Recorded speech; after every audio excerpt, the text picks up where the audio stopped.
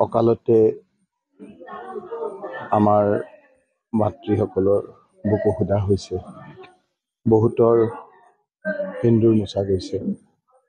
এইবিলাক যদি পাপ হয়, মুখ্যমন্ত্ৰী ভাষাৰে কিন্তু পাপ কৰিলে কিন্তু চৰকাৰখনে নেদেখাজনে তেওঁৰ নিজৰ পদ্ধতিৰে কিন্তু শাস্তি দিব। তেতিয়া তেওঁলোকে ক্ষমতাৰ বলত বলিয়ান হৈ বিভিন্ন ধৰণেৰে কৰিছে, কিন্তু ভগৱানৰ বল যেতিয়া দেখুৱাব তেতিয়া কিন্তু তেওঁলোকৰো নিস্তাৰ নহ'ব। এই কথাখিনি যিসকলে পাপ পুণ্য বিশ্বাস কৰে, ধৰ্ম বিশ্বাস কৰে, সেইসকলে নিশ্চয় অনুধাৱন কৰিব। অন্য হাতেদি এটা কথা হ'ল যে গণতান্ত্ৰিক প্ৰক্ৰিয়াত এই ধৰণৰ কথা বতৰাবিলাক ৰাইজে বিচাৰ কৰিব। ৰাইজে যেতিয়া এনকাউণ্টাৰ কৰিব তেতিয়া কিন্তু সেই ভোটৰ বাকচত কৰিব।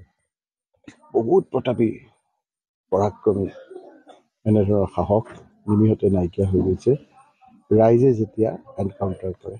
ৰাইজৰ এনকাউণ্টাৰ এই আঙুলিটোৰে হয়।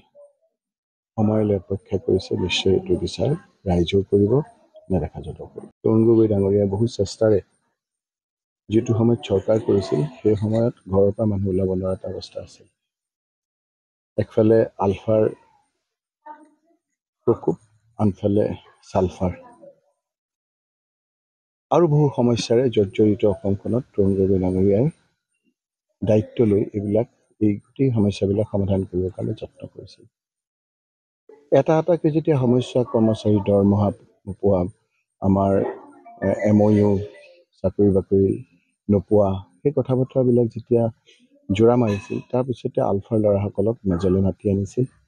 আলফা ল'ৰাসকলক মাতি আনি কৈছিল যে তোমালোকে অস্ত্ৰ ত্যাগ কৰা, শান্তি আলোচনালৈ আহা। এই প্ৰক্ৰিয়াটো তৰুণ গগৈ ডাঙৰীয়াৰ পৰা আৰম্ভ হৈছিল।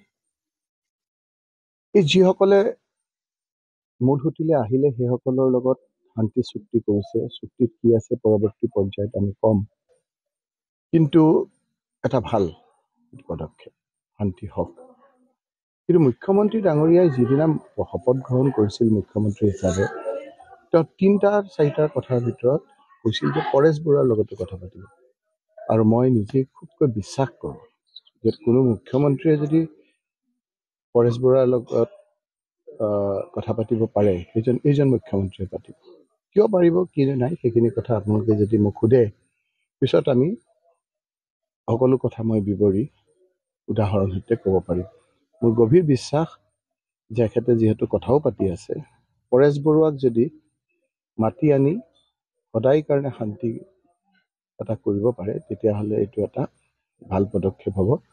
পুনৰবাৰ কৈছোঁ যে মোৰ খুব বিশ্বাস যে এইজন মুখ্যমন্ত্ৰীয়ে আন্তৰিকতাৰে চেষ্টা কৰিলে কিন্তু পৰেশ বৰুৱাৰ লগত কথা পাতিব পাৰিব। সকলো মানুহে ফিল কৰিছে ডিলিমিটেশ্যনৰ যোগেদি উজনি অসমক অন্যায় কৰা হৈছে। আহোম সম্প্ৰদায়ৰ লোকসকলে ভাবিছে যে আমাৰ আগতে এখন চিফ মিনিষ্টাৰ আছিল, এজন স্পীকাৰ আছিল। হিমন্ত বিশ্ব শৰ্মা মাননীয় মুখ্যমন্ত্ৰীৰ চৰকাৰৰ দিনত আমি আহোমসকলে ৰাজনৈতিকভাৱে যিটো মৰ্যাদা পাব লাগে সেই মৰ্যাদাটো পোৱা নাই। ডিলিমিটেশ্যনৰ সময়ত আপোনালোকক মই কৰিম যে আগতে বহু চিটত আহোম সম্প্ৰদায়ৰ লোকে ডিচাইডিং ফেক্টৰ আছিল। এতিয়া গোটেই মানুহখিনিক ঠেলি ঠেলি এটা বা দুটা সমষ্টিলৈ লৈ গৈছে। সেইটো আমাৰ আহোম সম্প্ৰদায়ৰ ইণ্টেলেকচুৱেলেই হওক, সাধাৰণ মানুহৰ মাজত এটা ক্ষোভ আছে।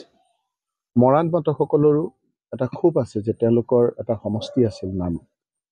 মই যদি পৰৱৰ্তী সময়ত আপুনি কয় মই সেইটো কৈ দিম।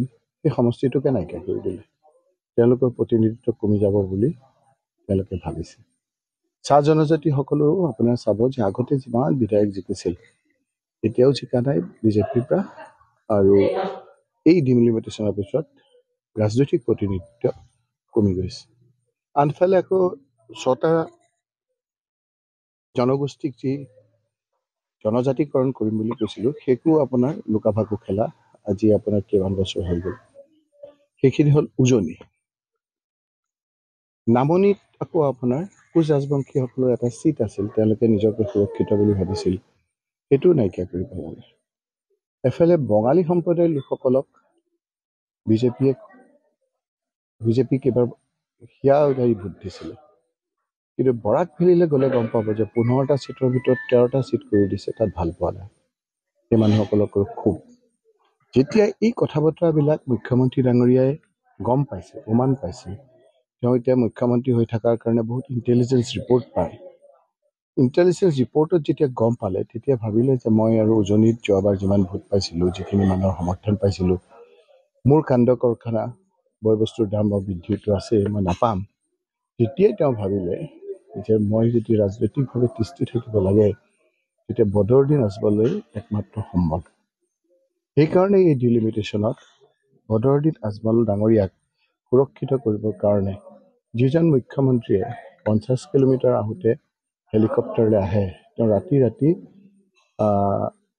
8-9 ঘণ্টা গাড়ীৰে গৈ ধুবুৰীলৈ গৈ ডিলিমিটেশ্যনৰ প্ৰক্ৰিয়াত নিজেই হস্তক্ষেপ কৰি বদৰুদ্দিন আজমল ডাঙৰীয়াক সহায় কৰাৰ কাৰণে এটা ব্যৰ্থ চেষ্টা কৰে বুলি সকলোৱে অভিযোগ আনিছে।